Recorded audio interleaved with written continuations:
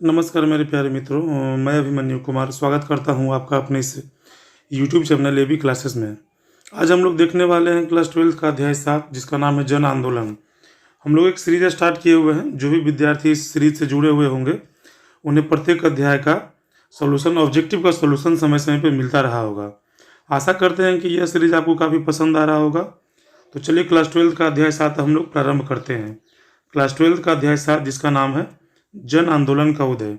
देखते हैं आज का पहला प्रश्न क्या है। देखिए, आज का पहला प्रश्न है कि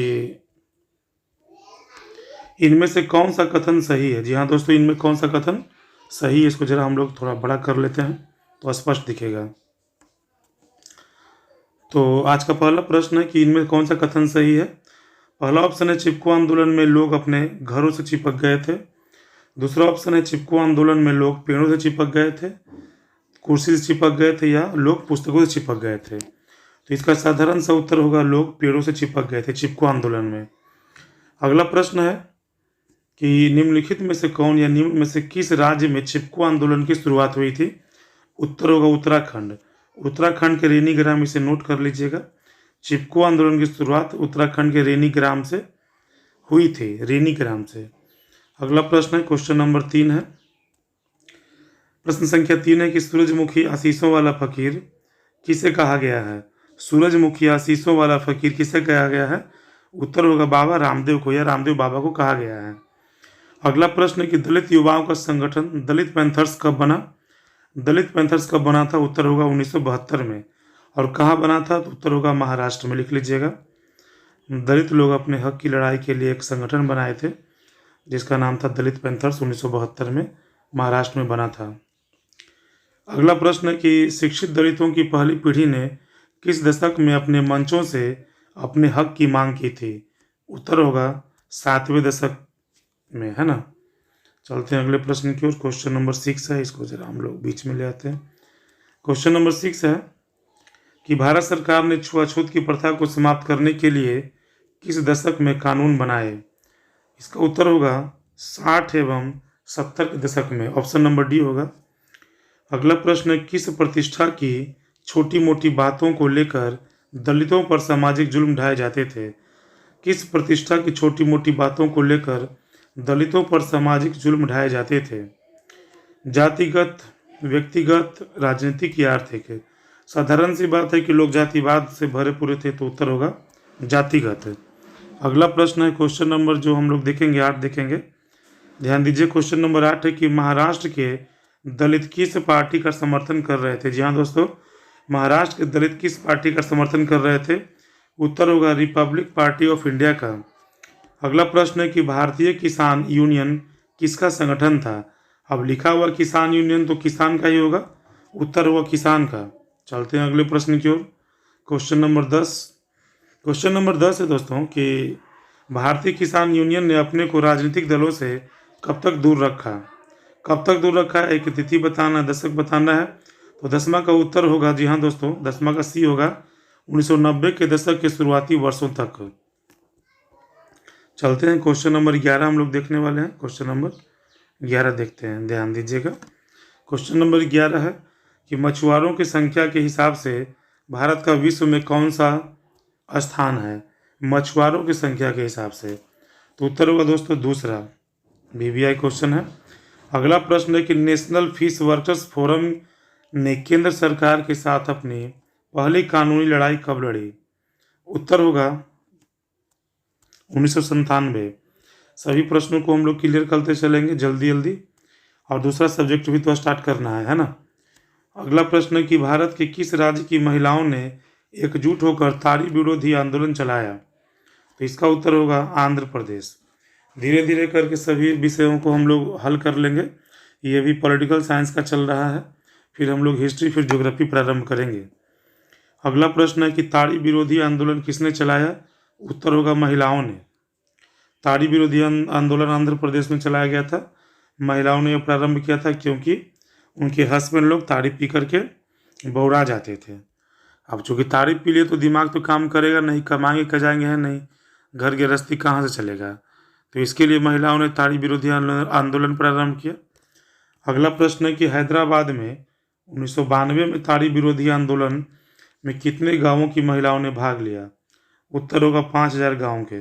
अब सोचने वाली बात है कि 5,000 गांव की महिला जब भाग लेगी तो वो तो आंदोलन सफल होगा ही। अगला प्रश्न है कि 16 नंबर क्वेश्चन है, संविधान के किस संशोधन के अंतर्गत महिलाओं को स्थानीय राजनीतिक निकायों में आरक्षण दिया गया? उत्तर होगा 73वें एवं 74वें संशोधन। नोट करते चले। नेक्स्ट क्वेश्चन है कि फिल्म आक्रोश किस वर्ग की दयनीय परिस्थितियों को उजागर करती है? किस वर्ग की दयनीय परिस्थिति को उजागर करती है? उत्तर होगा दलित वर्ग। अगला प्रश्न है क्वेश्चन नंबर 18 है कि कब नर्मदा बचाओ आंदोलन संगठित रूप से मुखर हुआ? कब नर्मदा बचाओ आंदोलन संगठित रूप से मुखर हुआ? इसका आंसर होगा 1988 से 89। नोट कर लीजिएगा कि नर्मदा बचाओ आंदोलन की शुरुआत मेधा पाटेकर ने की थी। क्वेश्चन नंबर 19 है कि राष्ट्रीय पुनर्वास नीति को कब स्वीकृति मिली? पुनर्वास नीति को कब स्वीकृति मिली थी? उत्तर होगा 2003। अगला प्रश्न है कि सूचना का अधिकार नामक विधेयक कब लागू हुआ? तो VVI है। नोट कर लीजिएगा, सूचना का अधिकार नामक विधेयक कब लागू हुआ? तो उत्तर होगा 2005। आप लोग तिथि भी इसके साथ में बताइएगा, यानी कि 11 तारीख को या 12 तारीख को, कब या कौन महीना। अगला प्रश्न 21 नंबर कि चिपको आंदोलन के बारे में कौन सा कथन सही नहीं है? चारों ऑप्शन आप देखिए, बताइए क्या होगा। तो उत्तर होगा यह महिलाओं द्वारा शुरू किया गया शराब विरोधी आंदोलन था। जी हाँ दोस्तों, यह महिलाओं द्वारा शुरू किया गया शराब विरोधी आंदोलन था, महिलाओं के द्वारा। अगला प्रश्न है क्वेश्चन नंबर 22 है। देखिए क्वेश्चन नंबर 22 है कि भारतीय स्वाधीनता आंदोलन किस प्रकार का आंदोलन था? तो इसका आंसर हो जाएगा राजनीतिक आंदोलन। चलते हैं अगले प्रश्न की ओर। नामदेव ढसाल किस भाषा के प्रसिद्ध कवि थे? तो उत्तर होगा मराठी। जी हाँ दोस्तों, ये जो दलित पैंथर्स जो प्रारंभ करने वाले थे उनमें इनका नाम अग्रणी है, नामदेव ढसाल का। नोट कर लीजिएगा, नामदेव ढसाल का नाम दलित पैंथर्स को प्रारंभ करने वालों में सबसे अग्रणी है। अगला प्रश्न है 24 नंबर, किसान आंदोलन किस दशक में सबसे ज़्यादा सफल सामाजिक आंदोलन था? उत्तर होगा 1980 का दशक। चलते अगले प्रश्न की ओर। क्वेश्चन नंबर 25 है दोस्तों। क्वेश्चन नंबर 25 है कि आर्थिक उदारीकरण की नीति शुरुआत कब की गई? तो उत्तर होगा 1980 के दशक के उत्तरार्ध में। अगला प्रश्न, जैसा कि आपको भी हम बताए थे कि नर्मदा नदी के बचाव में कौन सा आंदोलन चलाया गया? तो साधारण सा आंसर होगा नर्मदा बचाओ आंदोलन। अगले प्रश्न की ओर चलते हैं। क्वेश्चन नंबर 27, ध्यान दीजिएगा। क्वेश्चन नंबर 27 है कि सुंदरलाल बहुगुणा का संबंध किस आंदोलन से है? जी हाँ दोस्तों, सुंदरलाल बहुगुणा का संबंध किस आंदोलन से है? तो आंसर हो जाएगा चिपको आंदोलन, बताए थे अभी। मेधा पाटेकर का संबंध है तो नर्मदा बचाओ आंदोलन से भी तुरंत आया था क्वेश्चन। चलते हैं क्वेश्चन नंबर 29 है, निम्नलिखित कथनों में से कौन सही नहीं है? तो 29 का आंसर हो जाएगा सी, भारत के राजनीतिक दलों ने कई मुद्दों को उठाया, इसी कारण सामाजिक आंदोलन का उदय हुआ। अगला प्रश्न है क्वेश्चन नंबर 30 है। आज हम लोग टोटल 44 क्वेश्चन देखने वाले हैं। क्वेश्चन नंबर 30 है दोस्तों कि सरकार ने कितने वर्षों तक या कितने वर्षों के लिए हिमालय क्षेत्र में पेड़ों की कटाई पर रोक लगा दी थी? अगर आप बुक पढ़े होंगे तो इसका आंसर जरूर जानते होंगे। उत्तर होगा 15 वर्षों के लिए। यह भारतीय वन में भी क्वेश्चन दिया हुआ है और NCERT में भी। अगला प्रश्न है कि नेल्लौर जिले में ताड़ी की नीलामी कितनी बार रद्द कर दी गई? ये भी क्वेश्चन VVI है, 17 बार। जितना क्वेश्चन को VVI बोला जा रहा है उसे आप जरूर याद करके परीक्षा में जाइएगा। अगला प्रश्न है कि इनमें से कौन सा कथन गलत है? 32 नंबर का ऑप्शन देख लीजिए, बताइए उत्तर क्या होगा।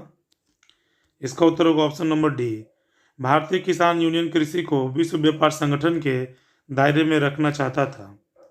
अगला प्रश्न है क्वेश्चन नंबर 33 है। क्वेश्चन नंबर 33 है कि इनमें कौन सा कथन सही नहीं है? जी हाँ दोस्तों, कौन सा कथन सही नहीं है? तो 33 का उत्तर होगा बी, ताड़ी विरोधी आंदोलन में पुरुषों की, ये तो महिलाएं होना चाहिए, पुरुषों ने अहम भूमिका निभाई थी, तो ये कथन गलत हो जाएगा। अगला प्रश्न है कि एम एस स्वामीनाथन का संबंध किससे है? उत्तर होगा हरित क्रांति से। तो आपका एक क्वेश्चन और है कि बताइए कि विश्व में हरित क्रांति का जनक किन्हें कहा जाता है? कमेंट बॉक्स में जरूर उत्तर बताइएगा। अगला प्रश्न है कि सूचना का अधिकार आंदोलन भारतीय संसद में कब लागू हुआ? तिथि के साथ में है, आपसे पूछा भी गया था।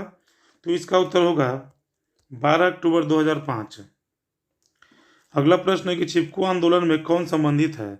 चिपको आंदोलन में तो आपको बताया गया था अभी, उत्तर होगा सुंदरलाल बहुगुणा। अगला प्रश्न है चिपको आंदोलन के प्रमुख नेता कौन थे? जी हाँ दोस्तों, चिपको आंदोलन के प्रमुख नेता कौन थे? तो उत्तर होगा सुंदरलाल बहुगुणा। अगला प्रश्न है कि सुंदरलाल बहुगुणा का नाम किस आंदोलन से जुड़ा है? घुमा फिरा के वही क्वेश्चन पूछा जा रहा है, उत्तर होगा चिपको आंदोलन। अगला प्रश्न है, देखिए जरा इसको हम छोटा कर लेते हैं ताकि सब दिखे। अगला प्रश्न है कि सामाजिक न्याय के साथ विकास किस पंचवर्षीय योजना का मुख्य उद्देश्य था? 39 नंबर का आंसर होगा छठी पंचवर्षीय योजना यानी कि ऑप्शन नंबर डी। अगला प्रश्न 40 नंबर की किसे नए सामाजिक आंदोलन की श्रेणी में नहीं रखा जा सकता? उत्तर होगा डी, गृह स्वराज आंदोलन। 41 नंबर क्वेश्चन है दोस्तों कि एम एस स्वामीनाथन का संबंध किससे है? एम एस स्वामीनाथन का संबंध तो हरित क्रांति से ही है। अगला प्रश्न है और श्वेत क्रांति का संबंध दूध से है, जबकि नीली क्रांति का संबंध मछली से है, और फ्लड ऑपरेशन का संबंध बाढ़ नियंत्रण से है। इसे भी नोट कर ले। अगला प्रश्न है कि किसे नए सामाजिक आंदोलन की श्रेणी में नहीं रखा जा सकता? फिर से रिपीट क्वेश्चन हो गया है, आंसर होगा गृह स्वराज आंदोलन। चलते हैं अगले प्रश्न की ओर। क्वेश्चन नंबर 43 आज का सेकंड लास्ट क्वेश्चन है। अनुसूचित जाति संघ की स्थापना किसने की थी? VVI क्वेश्चन है, नोट कर लीजिएगा। उत्तर होगा अंबेडकर। और आज का अंतिम सवाल है दोस्तों कि मौलिक अधिकार का अभिरक्षक कौन है? तो इसका आंसर हो जाएगा 44 का बी यानी सर्वोच्च न्यायालय। तो इस तरह से करके हम लोग आज टोटल 44 क्वेश्चन देखे हैं। तो अगला वीडियो हम लोग का रहेगा, अगला जो अध्याय है अध्याय 8 पे रहेगा, है ना। इसमें हम लोग देख लिए हैं जन आंदोलन का उदय। जन आंदोलन का उदय, आपको ये सीरीज कैसा लग रहा है कमेंट बॉक्स में जरूर बताइएगा। जितना हो सके सभी दोस्तों को बताएं, शेयर करें, लाइक करें। तो अगला अध्याय होगा क्षेत्रीय आकांक्षाएं, जो आपको कल मिल जाएगा। क्षेत्रीय आकांक्षाएं दोस्तों, क्षेत्रीय आकांक्षाएं अध्याय 8 होगा। तो आज के लिए दोस्तों इतना ही। जय हिंद।